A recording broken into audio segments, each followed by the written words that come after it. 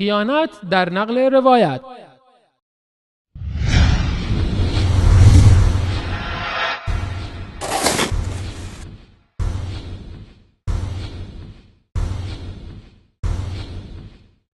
جالب هست که حتی خلیفه دوم دستور داده بود که کسی اسم پیغمبر رو روی بچه خودش نگذاره.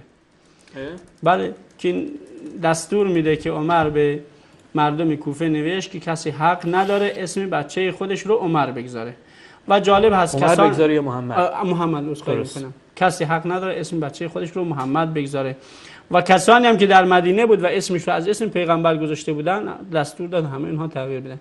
با این مبارزه که در طول تاریخ با نام محمد و علی و حسن و حسین شده، اما میبینیم که امروزه نور اونها در همه جا فروزان هست و نام اونها سربلند هست، اما خود خلیفه اینها پیروان خلیفه اصلا نمیدونم یه جوری انگار خجالت میکشن نام خودشون رو بگذارن عمر.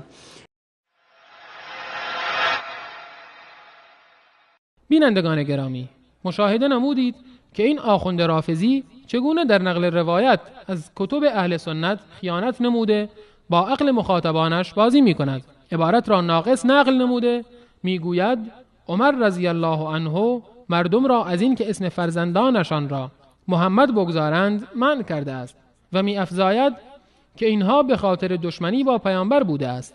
واقعا شما دست پرورده همان دروغگو هستید. علامه ملا علی قاری در کتاب مرقات المفاتیح شرح مشکات المصابیح جلد 7 صفحه 2996 این روایت را نقل می کند که متن کامل آن چنین است: روزی عمر رضی الله عنه شنید که شخصی به محمد ابن یزید ابن خطاب گفت فعل الله بک یا محمد، ای محمد خدا تو را نابود کند. عمر رضی الله عنه فرمود اینها احترام نام پیامبر را رعایت نمی کنند، از این به بعد حق ندارند روی فرزندانشان این نام را بگذارند تا از بی حرمتی به نام رسول الله صلی الله علیه و آله و سلم جلوگیری شود. و محمد ابن یزید را خواست و نامش را به عبدالرحمن تبدیل کرد. در حقیقت این فضیلتی برای عمر رضی الله عنه شمرده می شود، ولی این آخوند عقده‌ای که چشم دیدن فضائل عمر رضی الله عنه را ندارد، مطلب را وارونه به خورد بینندگان می دهد. و این مصداق حدیثی است که حاکم در المستدرک جلد 4 صفحه 325 شماره 7795 از انس بن مالک رضی الله عنه روایت می کند که پیامبر صلی الله علیه و آله و سلم فرمودند این گونه نباشید که نام پسرانتان را محمد بگذارید و بعد به آنها ناسزا بگویید. اما این که در ایران کسی نام عمر را بر فرزندش نمیگذارد حساب شیعه که مشخص است. اهل سنت هم که با مخالفت ثبت احوال روبرو می شوند و بعداً در دانشگاه و استخدام و تمامی مراحل زندگی با مشکلات مواجه می شوند. اما در سایر کشورهای اسلامی نامهای ابوبکر، عمر و عثمان بیش از هر نام دیگری طرفدار دارد.